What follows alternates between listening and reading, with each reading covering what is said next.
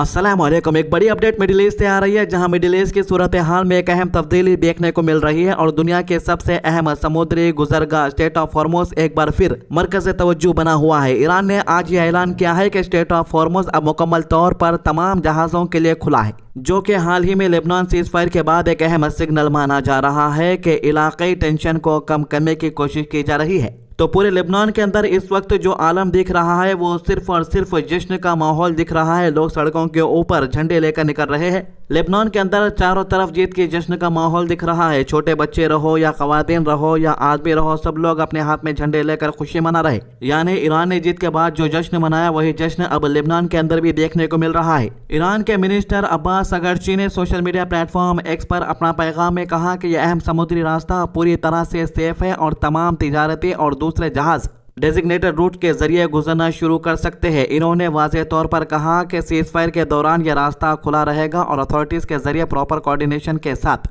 Shipping movement को manage किया जाएगा ताकि किसी किस्म का सिक्योरिटी रिस्क पैदा ना हो। इसके बाद ट्रंप ने ट्वीट किया है। ट्वीट में कहा है, Iran has just announced that the state of Iran is fully open and ready for full passage, thank you. यानी अमेरिका का प्रेसिडेंट डोनाल्ड ट्रंप ईरान का शुक्रिया अदा कर रहा है समुद्री रास्ता खोलने के लिए। तो इस जंग के अंदर इसराइल का प्रेसिडेंट बेंजामिन नेतन्याहू को एक बहुत ही बड़ा झटका लगा है, क्योंकि 10 साल के अगर जंगों के बारे में देखा जाए, 10 साल के लड़ाइयों के बारे में अगर देखा जाए, उसके बारे में डिटेल्स में बात किया जाए, तो हमने यही देखा कि इसराइल का पल्ला कहीं ना कहीं भारी नजर आ रहा था। चाहे वो सीरिया की जंग में रहो इसराइल का पल्ला, या लेबनान की जंग में रहो, या गाजा की जंग में रहो, क्योंकि इसराइल तभी रुक रहा था जब उसके पास हथियार खत्म हो रहे थे या वो कमजोर पड़ता नजर आ रहा था। ये पहली जंग ऐसी है दुनिया में।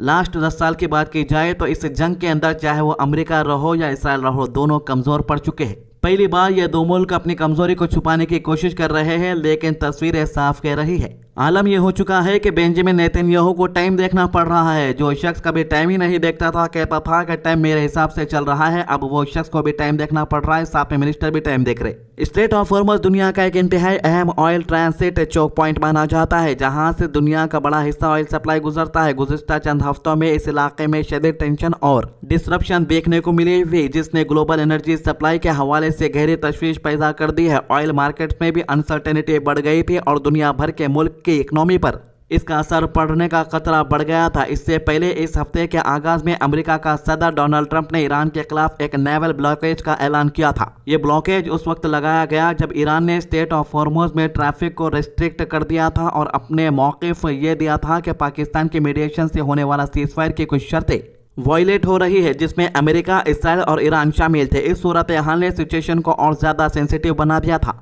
डोनाल्ड ट्रंप ने उस वक्त अपने बयान में कहा था कि यह ब्लॉकेज एक ऑल ऑफ नन पॉलिसी के तहत लगाया गया है, जिसका मकसद ईरान पर दबाव डालना है ताकि वो इस अहम समुद्री रास्ते को दोबारा खोल दे।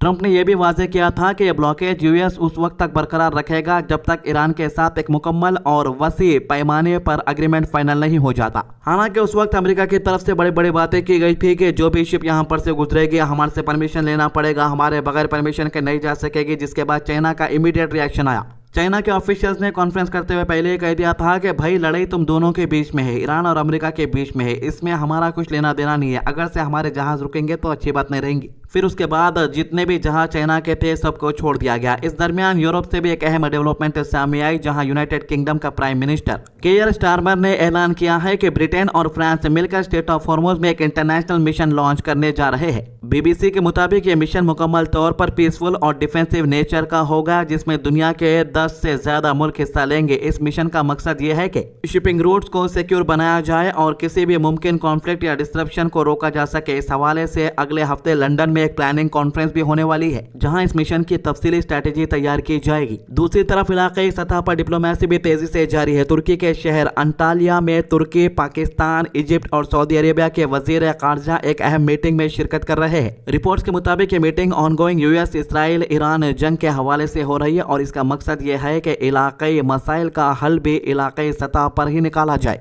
ये मीटिंग पहले से होने वाले 2 राउंड ऑफ टॉक का हिस्सा है जो मार्च में हो चुकी है। यानी इस बड़ी जंग के बाद अरब मुल्क के अंदर जो मुसलमान ताकतवर मुल्क है वो भी एक यूनिटी के अंदर नजर आ रहे हैं। चाहे वो इजिप्ट रहो, इजिप्ट के पास ताकत है, हालांकि उसने अभी तक अपनी ताकत का मुजाहिरा नहीं किया है, लेकिन तुर्की ने अपनी ताकत को अजरबैजान के अंदर दिखाया है। अजरबैजान का सपोर्ट करके। इसके अलावा पाकिस्तान मीडिएटर का काम कर रहा है, जंग रुकाने का काम कर रहा है। सऊदी अरेबिया को ये बात पता लग चुकी है कि भाई जितने भी मिलिट्री मौजूद है अमेरिका की, वो मेरी हिफाजत के लिए नहीं है बल्कि इसराइल की हिफाजत के लिए रखी गई थी, इसलिए बेहतर ऑप्शन मेरे पास यही रहेगा कि मैं अब अमेरिका की मिलिट्री पर भरोसा करने के बजाय पाकिस्तान की मिलिट्री वालों को कुछ हिस्सा दे दूं हिफाजत के लिए। वो अपना काम जारी रखेंगे और जब परेशानी आएगी तो सामने आएंगे, यानी लड़ेंगे इसके लिए। ऑलरेडी पाकिस्तान और सऊदी अरेबिया के बीच में एक बड़ा एग्रीमेंट भी हुआ है और एग्रीमेंट के अंदर ये लिखा गया है कि अगर से कोई मुल्क सऊदी अरब के ऊपर हमला करता है तो उसे पाकिस्तान के ऊपर हमला भी कहा जाएगा, यानी समझा जाएगा, और अगर कोई मुल्क पाकिस्तान पर हमला करता है तो उसे सऊदी अरब के ऊपर हमला समझा जाएगा। इतना बड़ा एग्रीमेंट दोनों मुल्कों के बीच में साइन हो चुका है ऑलरेडी पहले ही।